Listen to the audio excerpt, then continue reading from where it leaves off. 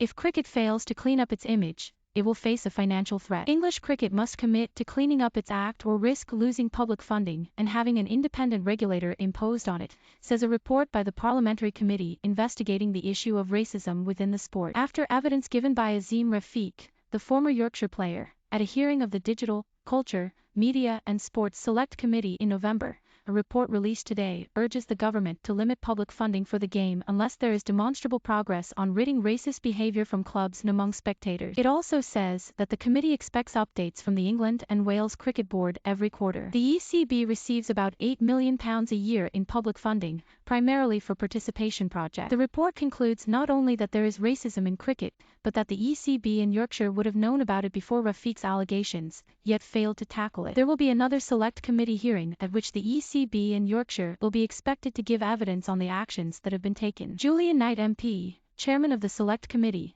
said that Rafiq's evidence had convinced them that his story was typical of an endemic problem across cricket, and condemned news stories, published after Rafiq's evidence, that Knight believes were attempts to discredit the former Yorkshire player. We have been shocked by language people used in correspondence with us after the hearing, Knight said. That, together with stories run in the media to discredit him, demonstrate that eradicating racism from the game will be a long and difficult road. However, this is a watershed for cricket in this country. Public funding must depend on real leadership and progress by the ECB to tackle abhorrent behaviour. Knight told that the ECB runs the risk of legislation being brought forward by the government that would impose an independent regulator on the sport. That is very much not off the table, he said. He also urged Yorkshire to look at their ownership structure, particularly in relation to the power of veto that the Colin Graves Trust, which is owed £20 million by the county, has over decisions by the club's board of directors. One area we will be exploring is the ownership structure, he said. We know that the Colin Graves Trust, according to Roger Hutton,